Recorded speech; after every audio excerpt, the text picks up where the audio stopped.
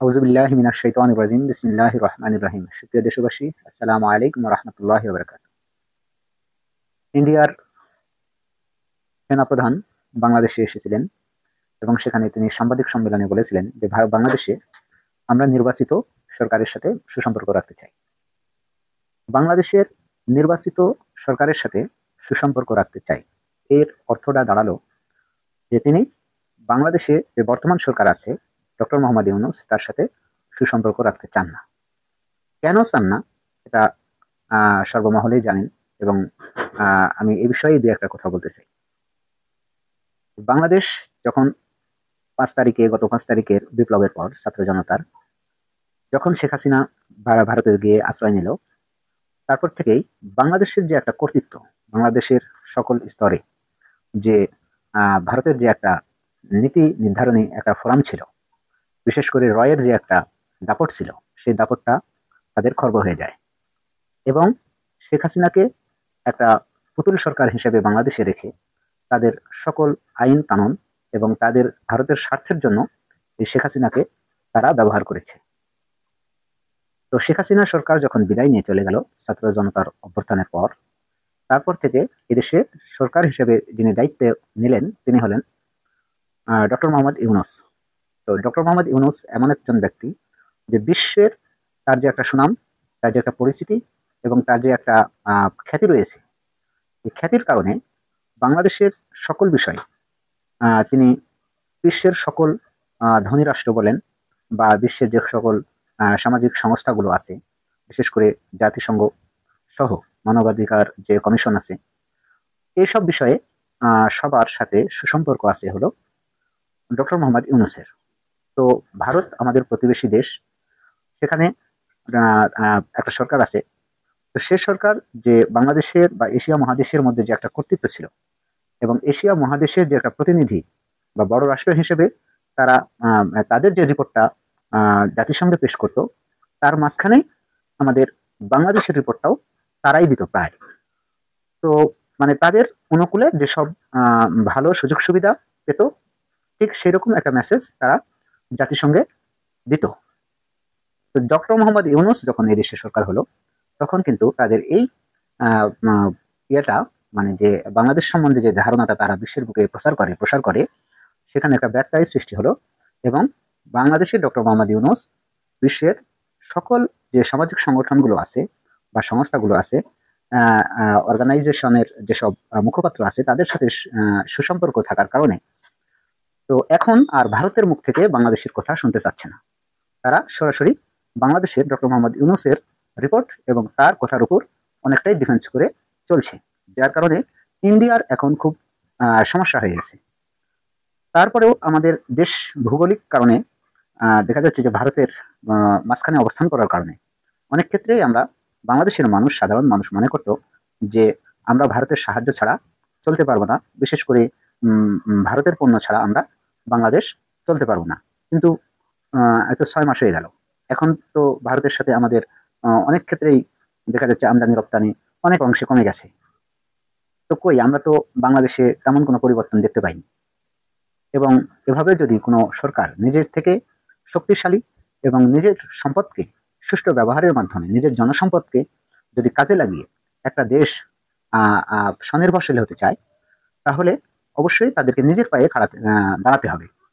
এক্ষেত্রে ডক্টর মোহাম্মদ ইউনূস তিনি রাষ্ট্রকে সংস্কারের যে একটা চিন্তা চেতনা নিয়েছেন, সাধারণ মানুষ কিন্তু এক শ্রেটিয়া তাকে সমর্থন করেছেন। এখন ভারতের যখন দেখলো যে এখানে ডক্টর মোহাম্মদ ইউনূস হলো ভারতের গলার কাটা, যে এখানে ডক্টর মোহাম্মদ ইউনূসের প্রাধান্য দিতে গিয়ে ভারতকে তারা বড় রাষ্ট্র হিসেবেও অনেকাংশে অবজ্ঞা করছে, যার কারণে বাংলাদেশের যে সেনাপ্রধান ভারতের এসেছিলেন তিনি স্পষ্টভাবেই বলে গেছেন যে বাংলাদেশে নির্বাচিত সরকার যদি হয় তাহলে আমরা তাদের সাথে সুসম্পর্ক রাখবো। তার মানে তিনি ডক্টর মোহাম্মদ ইউনূসের সাথে কাজ করতে আগ্রহী নয়। তো নির্বাচিত সরকার যেহেতু এখন বাংলাদেশের পরিবেশ, এতদিন তারা আওয়ামী লীগের উপর ভর করে বাংলাদেশকে শাসন করত, তো আওয়ামী লীগ এখন মাঠে উপস্থিত নাই বা আপাতত 2-1 টার্মে আসার সম্ভাবনাও নাই। তাহলে তো জামাতের যে একটা তারা যে ধর্মভিত্তিক রাজনীতি করে, যার কারণে জামাতকেও তারা, এবং আপনারা জানেন যে বিগত যে জামাতের লিডারগুলোকে মারা হয়েছে বাংলাদেশের যে একটা জুডিশিয়াল একটা কেলেঙ্কারি হিসেবে, জুডিশিয়াল কিলিং হিসেবেই যে জামাত নেতাদেরকে হত্যা করা হয়েছে এবং এটা ইন্ডিয়ার পরামর্শে, সেটা কিন্তু জাতির কাছে আজ স্পষ্ট। সুতরাং জামাতকেও তারা সমর্থন করবে না। তো এখন তাদের উপায় হলো বিএনপির উপর। তাহলে বিএনপি এখন ভারতের শেষ ভরসা। এই জন্য বিএনপির উপরই তারা চাপ প্রয়োগ করে বা তাদেরকে তাদের যে সুযোগ সুবিধা সব বিএনপিকে দিতে গিয়ে বিএনপির বড় বড় লিডারের থেকে চাপ প্রয়োগ করে এক প্রকার যে ডক্টর মোহাম্মদ ইউনূসকে সরাতে হলে সর্বপ্রথম তার নির্বাচন দরকার। যার কারণে বিএনপির অনেক বড় বড় নেতা তারা কিন্তু এই ইন্ডিয়ার সুরেই বর্তমানে এই যে রাষ্ট্র সংস্কার ছাত্ররা যে বলছে যে আমাদের সংস্কারের জন্য কিছু সময় দিতে হবে, কিন্তু বিএনপি দলগতভাবে এই সময় দিতে নারাজ। বিএনপির এই যে নারাজ যে একটা নির্বাচন আগে দরকার, এই নির্বাচন বলিটা আসলে কি বিএনপির দল থেকে আসছে নাকি ইন্ডিয়া থেকে আসছে? তো ভারতের যে সেনাপ্রধান তিনি যে কথাটা স্পষ্ট করলো যে আমরা বাংলাদেশে নির্বাচিত যে সরকার হবে তাহলে তার সাথে আমাদের সুসম্পর্ক থাকবে। এর অর্থ মানে সে ইঙ্গিত করে দিয়েছেন যে বর্তমানে যদি বাংলাদেশে নির্বাচন হয় তাহলে বিএনপি পাওয়ারে আসবে এবং আমরা বিএনপির সাথে কাজ করতে আগ্রহী, এই কথাটা কিন্তু স্পষ্ট করেছেন তিনি। তো যখন একটা রাষ্ট্র যখন আরেকটা রাষ্ট্রের উপর কর্তৃত্ব বজায় রাখতে হয় তাহলে কোনো না কোনো দলে বা কোনো না কোনো কর্তৃত্ববাদী যারা থাকে সেখানে তাদের উপর ভর করেই আসতে হয়। তো সেক্ষেত্রে যেহেতু এখন বাংলাদেশে দুটো দল আছে, একটা হলো জামাত এবং আরেকটা হলো বিএনপি।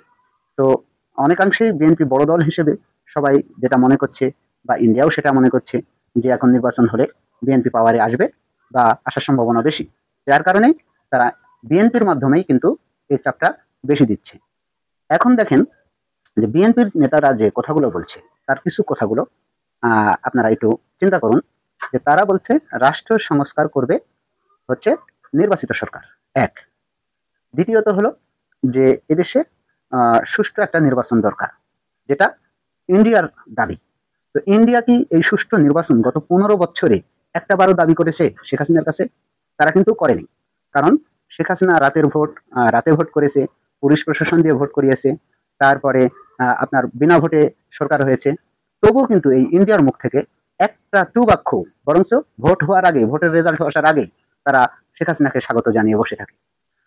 তো এই অথরিটিটা, এই মানে ভাষাটা বা এই জিনিসগুলো সাধারণ মানুষ বুঝতে পারে, কিন্তু আমার বিএনপির ভাই এবং বিএনপির বর্তমান যারা দায়িত্বে আছেন কয়েকটি নেতা আছে যারা, এরা কি বুঝেন না?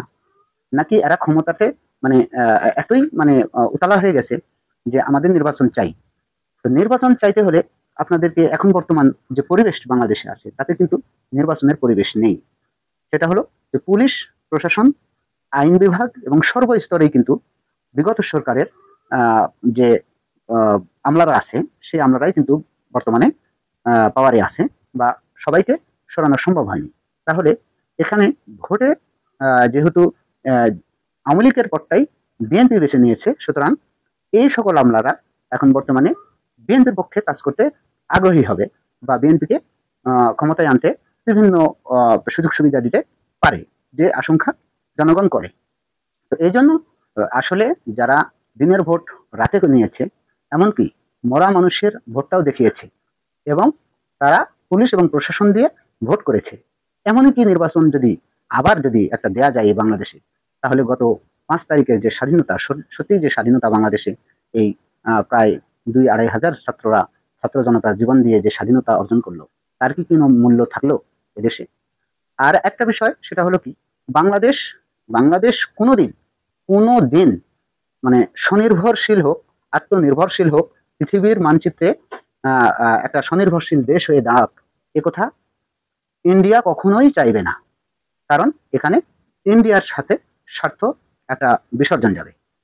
তো এই বিষয়টা বাংলাদেশের সাধারণ মানুষ স্পষ্টভাবে বুঝতে সক্ষম হয়েছে এবং ছাত্রদের যে দল বা বর্তমান যে যুব সমাজগুলো আছে, প্রায় ক্ষেত্রে সর্বক্ষেত্রে, খেলা থেকে শুরু করে সর্বক্ষেত্রেই তারা দেখবেন যে ইন্ডিয়া বিরোধী স্লোগানে তারা মুখর।